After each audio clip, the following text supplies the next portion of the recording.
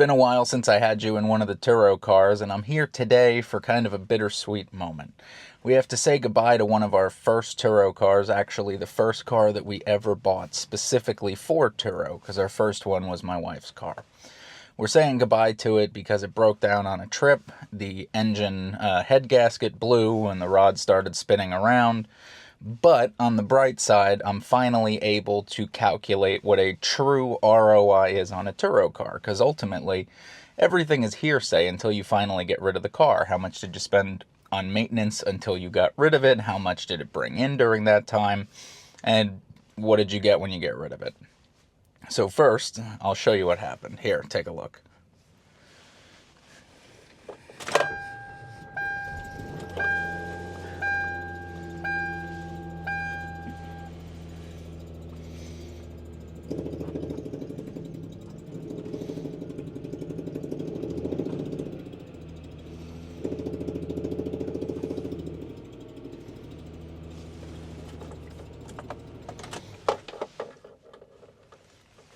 Before the engine seizes, I thought I would stop. Basically, the head gasket blew, and you could hear the rod spinning around in there, knocking around. So it's not able to be rented. At this point, the only way to keep it going is we would pretty much have to put a new engine in or do like a full rebuild or something. We got some quotes on that from used yards and stuff, and I don't think it makes sense. So I do think we are going to junk the car. And it's sad because this is one of my favorite cars that we ever had on Turo. If you've been following for a while, we have had a crazy journey with this vehicle. The craziest being the time that it was stolen and used as a getaway car for somebody who allegedly murdered somebody, which is absolutely insane. This car's been impounded. It's been stolen multiple times. Somebody got arrested in it because they were sleeping in the car with the engine on. God only knows why. So this minivan, it's a 2014 Kia Sedona. Has a lot of memories here on Turo. We bought it September 2023. We bought it with 109,000 miles. And as you can see here, she made it all the way to 176,588 miles. Not too bad. And full transparency, during those 2 years, it's been almost completely bulletproof. We put about $750 into the car when we first bought it. That was to do the alternator, the battery, and an oil change. We've put tires on it one time. We've done brakes. Then it was making a really weird noise, and it was like a wheel bearing, but they couldn't find it right away, so that ended up being like a $2,000 trap that we got sucked into, trying to change CV joints and this, that, and the other thing, just to try and find where this noise was coming from. And then we ultimately thought it was just cheap tires, but it wasn't. It ended up being a wheel bearing that was making the sound. So all in, that was about $2,000, and most of that could have been avoided. Then we had the mechanic do such a not great job fixing an overheating issue. One of the hoses burst. Usually standard operating procedure is when you're going to replace the upper hose. You would also change out the thermostat. They didn't do that, so of course it overheated again. We had to change out the thermostat and the housing because apparently the housing was where it was leaking from as well. So that was another $1,500, $2,000, something like that. And then your general maintenance, your oil changes, tune-up, stuff like that. So nothing crazy. The car really hasn't, for 66,000 miles or so, really has been pretty good, especially when everyone says that the Kias and Hyundais don't last that long. I was expecting to get more life out of it, and honestly, I did think that either if the guests noticed sooner or if it was leaking before it went out on the trip, we might have been able to save the engine and tackle it before it became something, caught the leak where it was, but, it just didn't work out that way. So sadly, we do have to say goodbye to the van. I'll give you one last tour of the car so you can see what we were working with here. It's a wonderful car. So it's not the most modern, obviously. It's 2014, but we had nice features, heated seats, Bluetooth. You got the backup camera up here in the mirror, but all the bells and whistles. power everything, moonroof, the doors, all that stuff.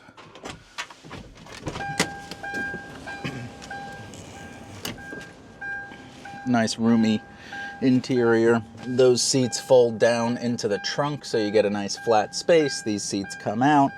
Used this myself for a couple of road trips with the wife, the baby, and the dog, and we were able to bring everything that we needed. On the outside of the car, she's taken some damage over the years, guys. When we bought it, it had this long one right here. This long stretch all the way down. It had that when we bought it, so that wasn't added. It also had this here, but somebody scraped this up here. Not bad, but a little bit. And then, I don't know, somebody backed into a pole or something and got that. Somebody else got this. Looks like it might have been keyed or something. And then this little bit of damage here. But otherwise, it's been a fabulous car. So, most importantly, we move on. So let's head up. We'll sit down in the office and we'll do some math together. All right, I'll show you all the numbers and what the actual ultimate profit was. First, though, if you haven't, give us a big thumbs up. Shows me that you like the content that I've been creating for you. I'm trying to give you full transparency on everything that I'm doing here with Turo and all the full numbers, true math, so that way nothing's hidden and you know what you're getting into before you get started if you're thinking about it. So give us that big thumbs up and let's jump upstairs and do some numbers. All right, everybody, back in the office. Let's dive in. I hope you'll forgive me. I'm using my phone because I wanted to give you specific math, and I would not trust me to do that kind of rounding and division in my head as I'm going through this. So first, for transparency, let me show you the 3 years of revenue that our 2014 Kia Sedona took in. This is the Turo app right here. I'm clicking around on the screen. I can't refresh it here, but you can see it's not just some screenshot that was doctored up. This had $1,581 of revenue during that time frame. If you go to 2024 and I search by vehicle, we have $8,104, and again, I'm clicking around on the screen, things happen. And then 2025, we had $8,142. So if you add all those three together, which I did in advance, that comes out to $17,827. Now, we had purchased this car for $5,500, and we talked about how this was one of the best deals that I had ever gotten on a Turo car, especially that early on. But, of course, that came with some repairs, and we were talking about those while we were walking through the car. We had to do the battery and alternator when we first got it. We did a bunch of stuff trying to troubleshoot where this mysterious, strange sound was coming from. We had 2 overheating issues with it. So all of the maintenance combined worked out to be about $5,400, and that's spread throughout 2 years of ownership, just over 2 years. And then we had miscellaneous stuff like our insurance, the tracker, cleaning fees, paying our cleaners to go take care of the car. And over the 2 years, that worked out to be about $2,000. So all of that to say, depending on how you want to calculate this, because there's a million different ways you can calculate your ROI, the total expenses were $10,427. Now, if you just took that $10,427 and divided it by the initial investment of $5,500, that would give you a roughly 189% ROI over the 2 years of ownership. Ooh, that sounds wonderful. Thank you. Now, there's another way to look at it. If you wanted to back out the $5,500 that we spent on purchasing it, then there would be $49.27 that's left over. If you took that against $5,500, which gets a little weird, that would be 89.5% ROI. But, in my opinion, if you pull out 100% of your cost, then technically your ROI becomes unlimited, right? Because it's no longer how much did you make against it, it's just that $49.27 is pure profit that just came out of thin air. So then it's really unlimited. And that's one way to look at it. Technically, once you've recouped your investment and all of the bills for that car have been paid for, all of that leftover money is just pure profit, infinite ROI, however you want to look at it. But I would say the most clear math that you'll see is I spent $5,500 and I got $10,427 back. So that's 189% on that money that I put in there, which is fabulous. You could say that that's roughly what, 94.5% a year ROI? Sounds good to me. But not including the purchase price, just that $10,000 and change. If you divided that by the 24 months that we had the car available, that means our rough net profit per month is about $434. I always tell you I earmark about 42.5%, about $420 a month as net profit that we get off of the cars, and that actually fits in line pretty much perfectly. Now, the decision. This is where the car is at. And it's very important because I'm getting quotes on doing an engine and I'm getting quotes from salvage yards. So first, leave a comment down below. Let me know which one you think makes more sense. Putting a new engine in and keeping the car running for another year or two, or junking it and moving on with where we're at. So the engine itself, used engine, decent warranty, low mileage, stuff like that. We're looking at about, I think, $2,000 to $2,250 to buy, all included with swapping it out and everything. We're looking just under like $3,000. Well, the downside is I could go and buy a perfectly running lower mileage 2014 Kia Sedona for about the same price. So to me, it doesn't make sense. If I could just take the money, go to the auction and buy a newer, younger model, then it makes more sense to just get rid of the car. Now, from the salvage yards, the junk yards, all that stuff, so far the best quote I've gotten is $600. I'm going to spend the next day or so calling a couple of more places, filling out some of those online forms, and seeing if I could get it maybe to $750, something like that. But $600 guaranteed. So knowing that I'll have that extra $600, that actually cranks our ROI to almost 200%. Actually, I think it hits exactly 200% or 100% depending on which one you looked at, which is pretty cool. So, you know, I did a bunch of road trips with my family in the car. I was able to create so much fun YouTube content going to try and recover this car from getting stolen, working with the marshals, dealing with this thing getting impounded and all of this other stuff. I have such great and amazing memories with this car. I actually genuinely care about it. I love that car. I love all my cars. I think each one of my cars are like a crazy mini entrepreneurial me.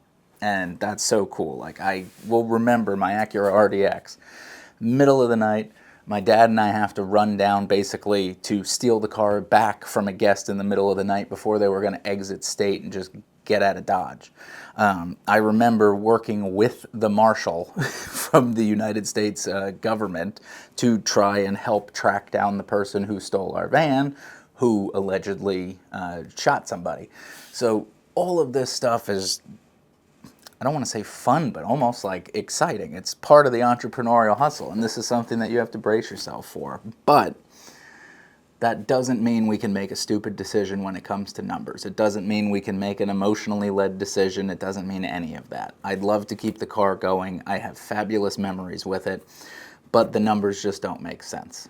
If I could go and buy a newer, younger version of the car where the transmission has less miles, the engine has less miles, every single part on it has less miles, maybe a few less dings and dents and scratches, and it's the same price as keeping the one going that I have, especially knowing that, you know, 176,000 miles is getting into the upper end category of those vehicles' life expectancies, sadly it makes the most sense to get rid of it.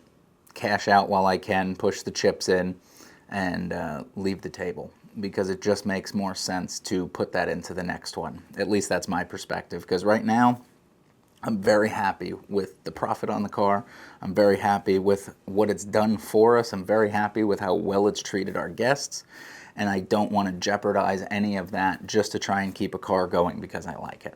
So that's the decision that we're making. I will let you know if I end up doing better than the $600 that I've been quoted so far. But going in line with what I was talking about before, where our rough net profit ended up being about $430 for a month, I am going to do a video breakdown with the exact expenses. That's going to come out next week, and it's going to show the tracker, the cleaning, all of that stuff broken down to how you can budget and see what you think you will make off of a car if you're looking at buying. So we'll log in, we'll search for a car together. We'll look at one, say, hey, this is the car, you know, say it's a whatever, Toyota Corolla. We'll look at it, see its purchase price. Then I'll show you kind of what you can earmark for expenses and fees, what maintenance I would do, generally speaking, on most of our cars to get it ready for the road, and let you know kind of what you can expect, so then you could see that purchase price versus the expenses, and you could decide if it fits that $420 a month rule for a car, and if it makes sense for you. So if you've made it this far, I certainly hope I've earned your trust. If so, I would love it if you would subscribe to the channel. Stay tuned for future videos. I would love to be able to continue to share this information with you, and one of the best ways for me to do that is if you subscribe to the channel.